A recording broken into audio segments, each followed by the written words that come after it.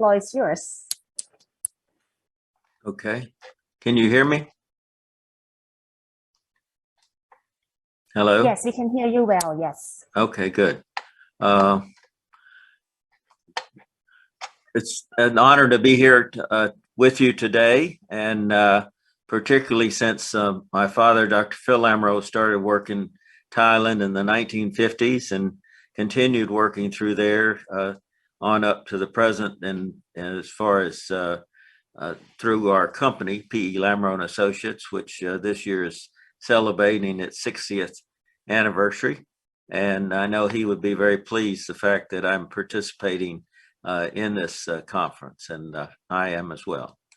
Today, I'm going to talk with you about groundwater science issues and research trends as they relate to the sustainable water and climate change management after COVID-19. And I know it says after, but let's say when and if, I guess. Hopefully the virus will soon leave us. So to that extent, hydrogeology plays a major role in all aspects of environmental planning, execution, and implementation, as Professor Makuto has explained to us. And without a safe, sustainable water supply, life cannot exist, and hopes for prosperity are limited. And much of future world demands will be made up of the groundwater component. In fact, the United Nations has identified water resources as a top priority, and attention is particularly drawn to freshwater stress, which relates water withdrawal to the percentage of water available. And based on the current rate of usage, the United Nations is not optimistic about the global water outlook. In fact, in this graphic, we see that the groundwater stress from 1995 and what it's projected to be in 2025, and it's very distressing. And to address the issue, mankind needs to embrace sustainable water development, which is the development of water in a manner in which an adequate supply of good quality water is sustained, and the watercourse ecosystem is maintained for the uses of future generations.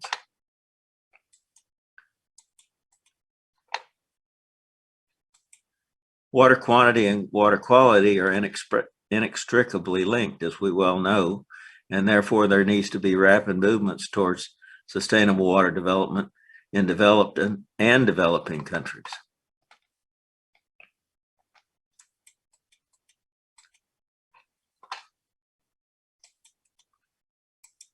To move towards sustainable water development, freshwater should be managed in a holistic manner, or in other words, an ecosystem approach. Management of water resources is holistic when it is done on a catchment or drainage basin basis. This includes both land and water resources, since land use can have significant impacts on freshwater and related ecosystems. Thus, water legislation should provide for a holistic ecosystem approach to the management of water.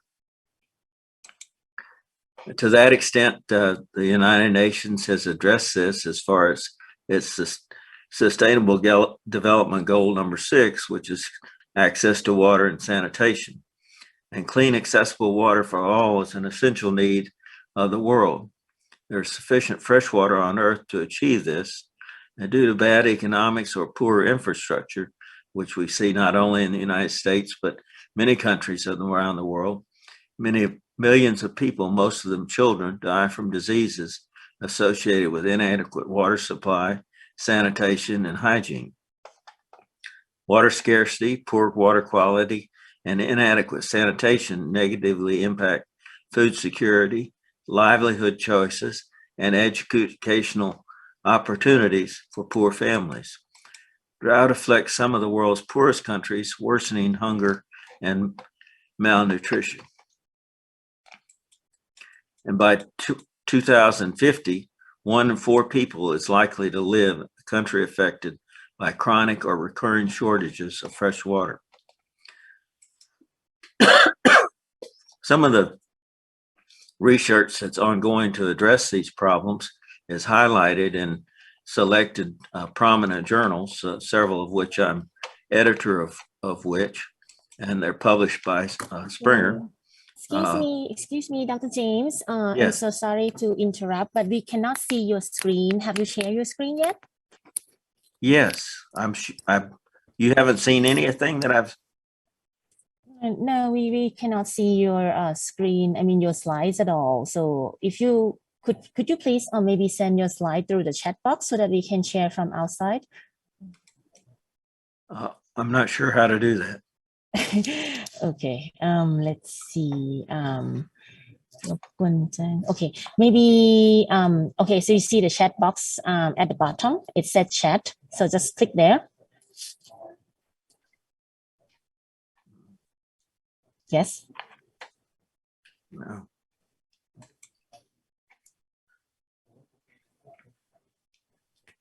I'm so sorry for the intervention. No, that's okay. But, okay. I want you to see them, so certainly. Yes, please. Okay, if you see the chat box and you can type the message there and you can send the file as well. So you just kind of, you know, drag the file into that chat box. So it's going to be sent.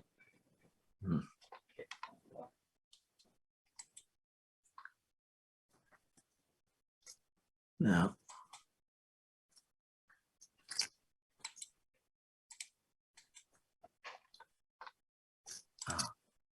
Oh, okay. So it seems like we have your file. So if it's possible for us to share the screen from outside, I'm asking the admin right now. I sent the presentation to you. Okay. So admin. So may I ask you to share the screen, the presentation slides of Dr. Lamaro, so that we all can see his presentation.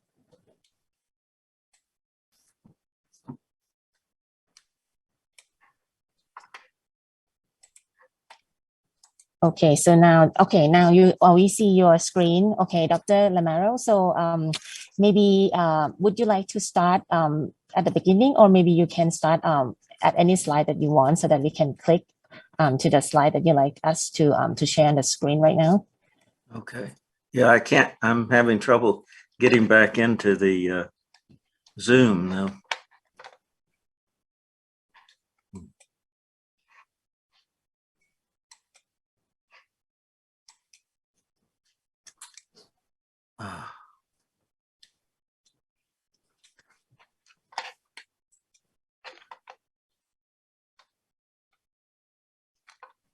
Okay. All right. So now we can see your slides. And so if you please go ahead with your presentation. Okay. Maybe briefly from the beginning. Okay, you see the live screen? There we go. Yes. Okay. Yes, please go ahead. So I'm going to keep quiet now. Thank you. Problem solved. Thank you so much. Can you take me back to where I was? Admin, please go to maybe slide 3. Slide number 3. Present. Okay, maybe next 2 slides, please. Okay, can you see the screen, Dr. Jim? Yes.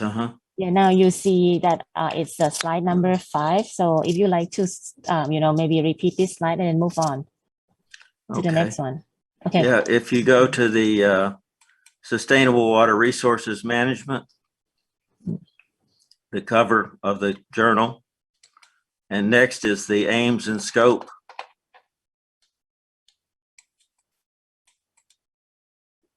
Can you see that? Hello? Yes, we are moving on. Yeah, next slide, please. Right, the aims and scope. So we're looking at the, it addresses a broad range of topics in water resources management and covers geopolitical and socioeconomic effects and constraints. And it's unique in that regard, in that most journals cover the technical aspect. And so this covers both the geopolitical and socioeconomic in addition to technical, and includes such topics as those noted there, and addresses water resources. Addresses water resources management, sustainability of water resources, ground and surface water quality and quantity, water use and reuse, surface and groundwater interaction, aquifer storage, recharge, and more. So if you could go on then to the next, down to environmental earth sciences, the cover. You see that? And the aims and scope of environmental earth sciences are concerned with interaction between humans, natural resources, ecosystems, special climates, or unique Slide 18, geographic. please. Slide 19, please. Yes. All right. 19. And the major disciplines include hydrogeology, hydrochemistry, geochemistry, geophysics, engineering, geology, remediation science, natural resources management, environmental climatology and biota, environmental geography, soil science, and microbiology. And I go through these to give you an idea of the topics that are currently being studied. Here's if you go to the slide, says 100 most cited papers from all years since 2009. And it shows some of the different topics that have been studied. They include carbon sequestration, landslides, susceptibility, GIS, and particularly groundwater. And I've sent all these slides to you so that if the participants want to look at them in more detail, they can. If you'll go to the next slide down that relates to Discover Water, it's the cover of the journal Discover Water. And then after that is the aims and scope of it. And it's a broad open access journal publishing research from across all fields relevant to the science and technology of water research and management. And to that extent, it represents a change in publishing as well and the scientific community, because there's more open access, which provides rapid information so that some of these critical areas can be addressed quickly and actions taken. And it covers not only research on water as a resource, for example, for drinking, agriculture, and sanitation, but also the impact of society on water, such as the effect of human activities on water availability and pollution. And as such, it looks at the overall role of water at a global level, including physical, chemical, biological, ecological processes, and social policy and public health implications. And particularly, it's included in articles that may help to support and accelerate the Sustainable Development Goal 6, which we're concentrating on. Not only do we look at international journals that are and what the trends are as far as the research, but we also look at professional international associations that address these trends. And the International Association of Hydrogeologists is one of the key ones in this regard. And many of you participating in the conference are probably members of it, but it includes scientists, engineers, water managers, and other professionals.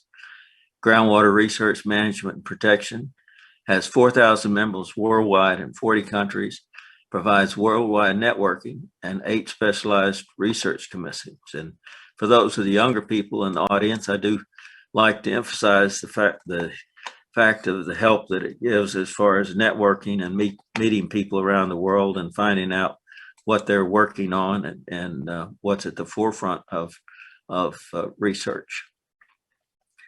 To give you an idea of that, here's some of the commissions that the IH has. There's groundwater and climate change, groundwater and energy, groundwater research, karst hydrogeology, managing aquifer recharge, mineral and thermal waters, regional groundwater flow, and transboundary aquifers. And I know some of those of y'all listening in are members of some of these commissions. And next, let's look at the UN water partners, or the International Association of Hydrogeologists is partners along with IGRAC and so forth. And their groundwater resources are under increasing pressure due to human activities and climate change. And so UNESCO and IGRAC have put out a groundwater overview publication that showcases the essential issues of groundwater, informs about groundwater related activities, enhances knowledge exchange and collaboration, and raises awareness about our most important hidden resource. And to that extent, the year 2022 has been named the Year of Groundwater by the United Nations, and its theme is the invisible, to make the invisible visible by making people more aware of groundwater.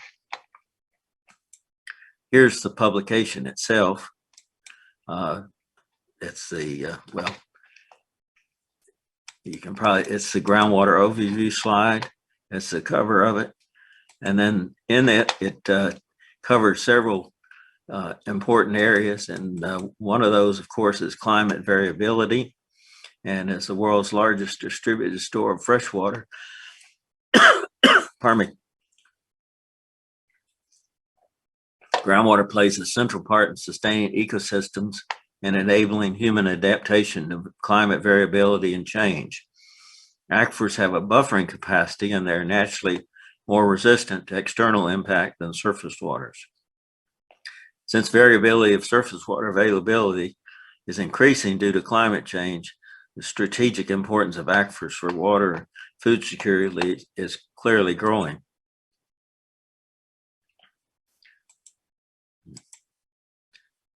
In regards to governance, law, and transboundary issues, groundwater is a common pool resource and is often utilized at an individual level, regardless of overall impact on the aquifer, because neither use nor impact are necessarily immediately visible. This becomes even more complex when aquifers cross state or national boundaries, and they need to be governed through a process of shared responsibility and participation, information availability and transparency, and rule of law. Our company, PILA, worked on the third largest spring in the world in Damascus, Syria. And part of the problem was the low flow in the summertime. And so to address the issue, we had to go into Lebanon to map the recharge area. So it just shows, it's an example of you can't depend on country boundaries or state boundaries, and you have to look at the geology and the hydrogeology. Well, another aspect is to look at groundwater and the environment, the various kinds of ecosystems that depend on groundwater. There's aquatic, terrestrial, subterranean, and accordingly, groundwater is an essential part of any ecosystem-based adaptation measure, green infrastructure, or a nature-based solution.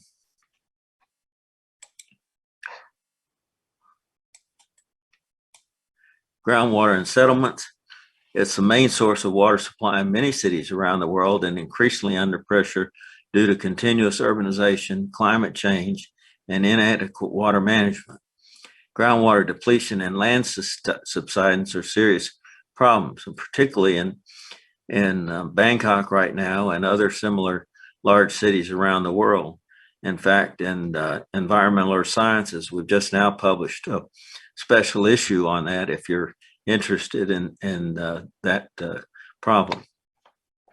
And the pumping rates in the megacities may be reduced and compensated by urban rainwater harvesting, rural urban water transfers, aquifer recharge with wastewater, and similar measures. Sanitation, health, and pollution is another aspect to be considered, and that includes the fact that water-related disease remains one of the major health concerns in the world, and the improvement of groundwater quality control in conjunction with improvement in sanitation and personal hygiene is the main strategy to reduce water-related disease. Groundwater can be polluted from agriculture, sanitation, industry and mining, landfills and waste disposal, traffic and transport, and also from chemical processes within geological environments.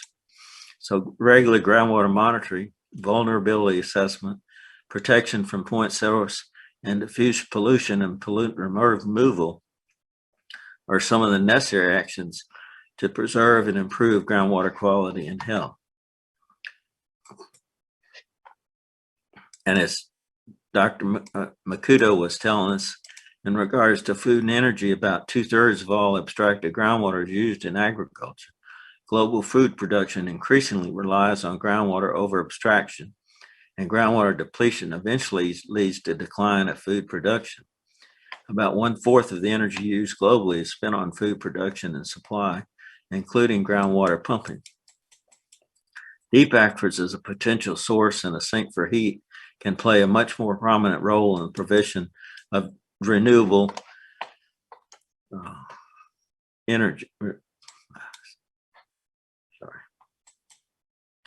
Renewable geothermal energy. Just to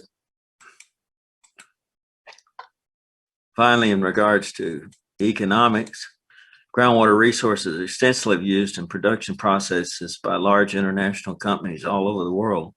Accordingly, international investors are being encouraged to share broader societal and environmental costs of groundwater, and understanding the value of groundwater be an additional incentive for investors and asset managers to participate, leading eventually to investment risk reduction.